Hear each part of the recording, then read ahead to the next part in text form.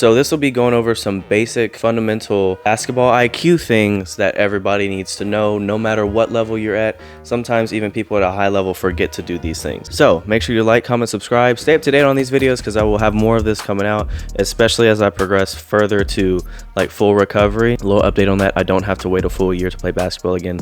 I only have the next 6 months to wait. Shout out my doctor. These are some basic fundamental basketball IQ things, and I'll have video examples pop up with me just to outline, like, okay, here's an example of what not to do, here's an example of what to do. So here we'll look at the first clip and I'll explain that. So another problem is Kenny has decent range, right? So this purple line is the, I want to say NBA 3. Kenny was checking up at the 3-point line. This game would have been over sooner. Kenny really would have won off shots, but he's shooting outside of his range at the logo. So in that first clip, obviously it's Kenny Chow. Like, you could have guessed it before I even like made the decision to even play the clip.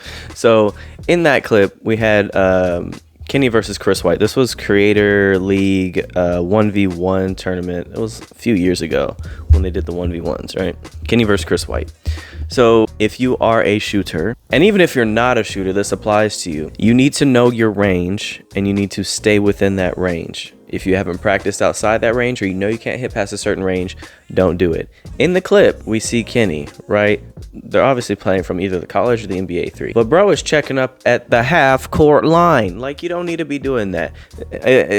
Here's a clip of what you should do. It's a clip from my own 1v1. Here's what you should do.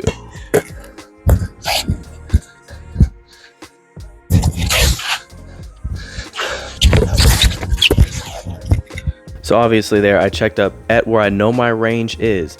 I'm not going to try to shoot outside what I know I can't shoot within. It doesn't make sense. It's counterintuitive. That's how people lose games. So the first thing is to know your range and to stay within your lane. It's really that simple. Most people try to, a lot of people watch too many Steph Curry highlights instead of actually working on their own game. And that's the problem. They think everybody can shoot like that. Not everybody can shoot like that. That takes like decades of experience and practice. You are not Stephen the Chefin Curry. Like, you can't do that, bro. You can't. So stay within your lane.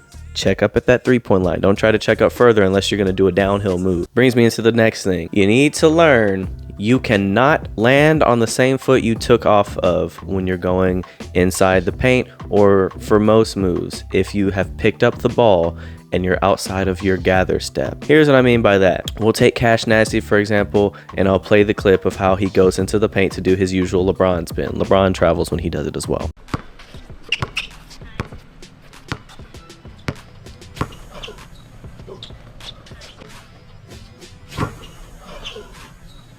That's the clip. When you have picked up the ball, the ball is no longer in motion, right? It's not a live dribble anymore. The ball has been picked up. When you take off with the left, you must land on the right for your second step.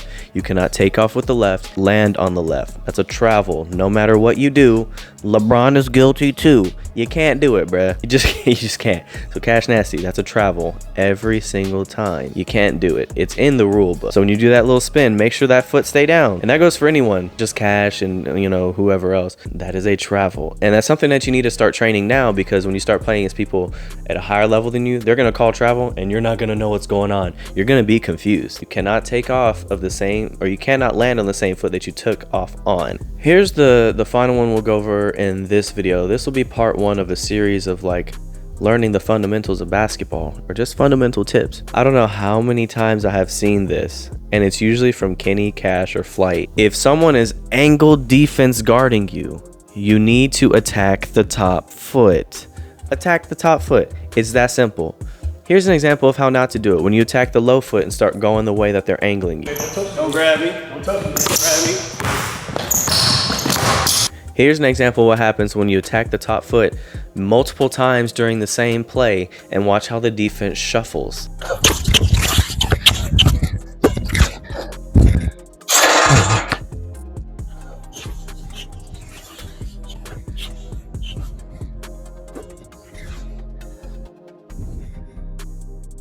I spin my hips, you've already gone past me and scored. That's why that works. It's just basic physics and body positioning. I can't spin my hips back around or turn around this way to follow you as fast as you can run in a straight line. It's just physically not possible. But yeah, these are just some basic fundamental IQ things that everybody should know. If you don't, you're welcome. I'm helping you out a little bit. No, but seriously, like, these will all help you. Once you get these down, like, your game will go to the next level. And the things I'll talk about in the next video are a little bit higher level, higher IQ, but they're things that you do need to know. So like, comment, subscribe, all that good stuff. Be sure to stay tuned on this playlist for more videos like this, and enjoy.